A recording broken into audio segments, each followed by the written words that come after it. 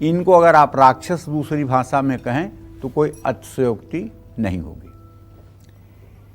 तो जब देवासुर संग्राम हुआ तो इस संग्राम में असुरों का स्वामी महिषासुर था और देवताओं के नायक इंद्र थे।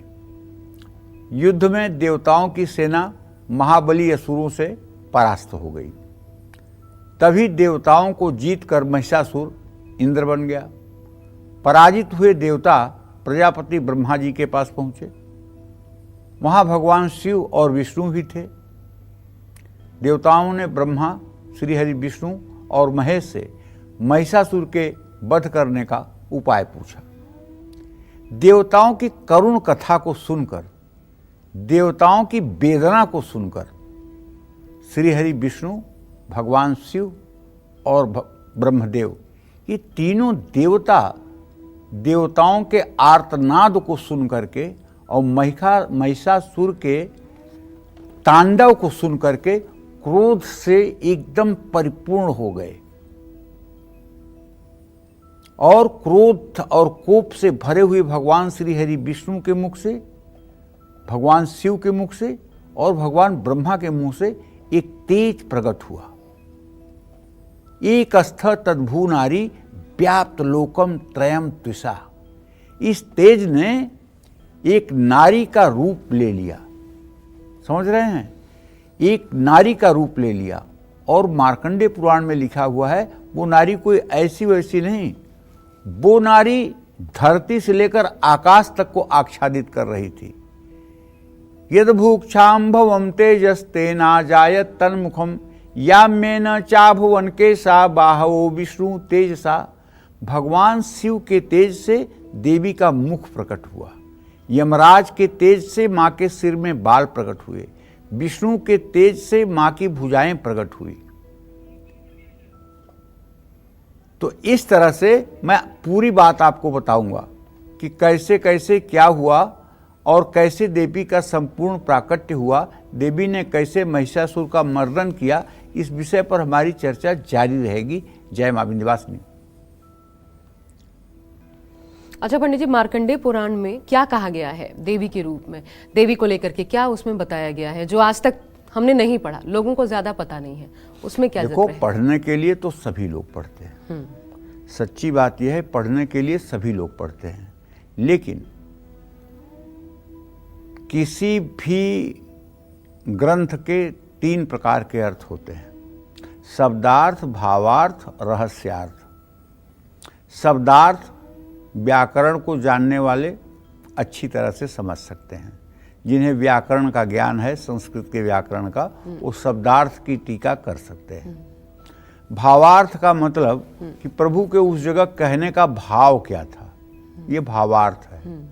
और रहस्यार्थ जो है ये गूढ़ है। जैसे आपने थियरी पढ़ लिया है हलवा कैसे बनाया जाता है, लेकिन न कभी आपने हलवा बनाया और न कभी आपने हलवा खाया, तो आप उस हलवा के रहस्य को उतना भली भांति नहीं जान पाएंगी जितना कोई प्रैक्टिकल किया हुआ आदमी जानेगा। बिल्कुल ठीक है ना?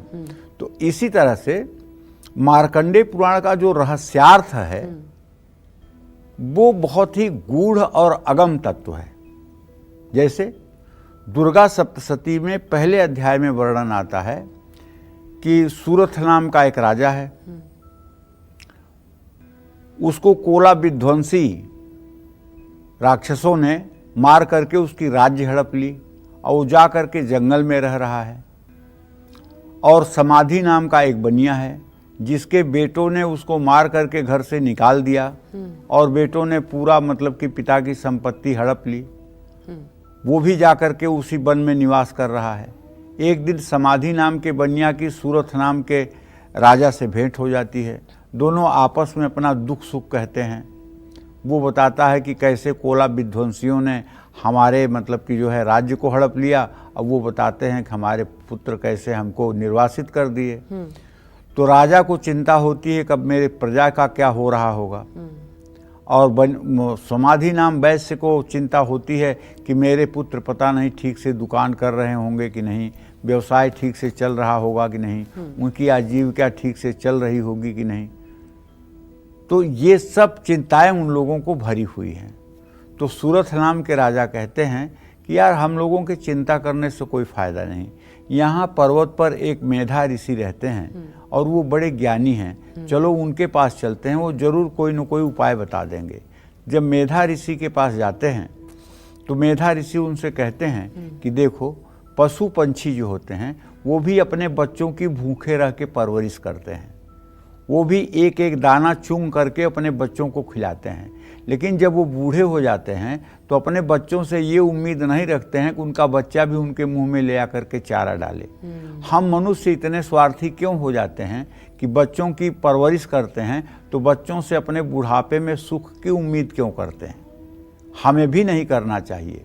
जैसे ये पशु पंछी अपने बच्चों को पाल देते हैं, उसी तरह से हमें बच्चों का जो है पालन पोषण करना चाहिए और उनसे किसी तरह की अपेक्षा न करनी चाहिए। अपेक्षा ही दुख का कारण है। तो फिर इन लोगों ने पूछा कि ऐसा होता क्यों है? तो उन्होंने कहा कि योग माया ने सबको मोहित कर रखा है और उसी योग माया के प्रभाव से लोग भ्रमित हो करके और इस तरह के माया मोह में मैं, मेरी, मेरा पुत्र, मेरी पुत्री, मेरी बहू, मेरा बेटा के चक्कर में फंसे हुए हैं। अब इसको हमारे दृष्टि से जरा सोचो इस कहानी को। ये 10 इंद्रियों से युक्त शरीर जो है ये सुंदर रथ है और कोला विध्वंसी जो है ये रोग है। कोला विध्वंसी रोग है। रोग ने जब इस शरीर को सताया, शुगर हो गया, कैंसर हो गया, डायबिटीज हो गया, किडनी फेल हो गई, तब आदमी को जब ये पता चल गया कि अब मृत्यु होने वाली है तो आदमी सीधे भगवान की शरण में चला जाता है, सीधे। और भगवान के शरण में जब जाता है तो वहाँ कौन मिलता है? समाधि नाम का बनिया। क्योंकि जब ध्यान मग्न होंगे, जब आपकी चिंतन में गाढ़ता आएगी तो समाधि मिलेगा। तो उस समय चित्त में विचार चलेगा कि अरे यार मेरे बच्चों का क्या होगा, इनका क्या होगा, उनका क्या होगा, ये विचार चलेंगे मन में जी। जब ये विचार चलेगा तो मन कहेगा नहीं यार इसके अलावा भी कुछ है। तो इसके अलावा क्या है? मेधा शक्ति होती है शरीर में। बुद्धि से ऊपर जो है अच्छा। और विवेक से ऊपर एक मेधा शक्ति होती है शरीर में। उस मेधा शक्ति के पास जाकर ये जीव तब अपनी बात कहता है। तो मेधा शक्ति कहती है कि इस नश्वर माया जाल में कहाँ फंसे हुए हो, सब माया से विमोहित हो रहे हैं। न तेरा कोई पुत्र है, न तो तुम्हारा कोई पुत्री है, न कोई भाई है, न बहन है, न कोई राज्य है। ईश्वर तुम्हारा है, तुम ईश्वर के हो, तुम कहाँ फंसे हुए हो। तो इसी बात को रात्रि सूक्त में जो है पूरा वर्णन आता है। अगर शरीर पर देखा जाए तो ये बात स्पष्ट रूप से ऐसे घटित होती है। रहस्यार्थ अगर जानना हो तो इसका वही रहस्यार्थ जो है पंडित जी मार्कंडेय पुराण का, वो जरा बता दीजिए।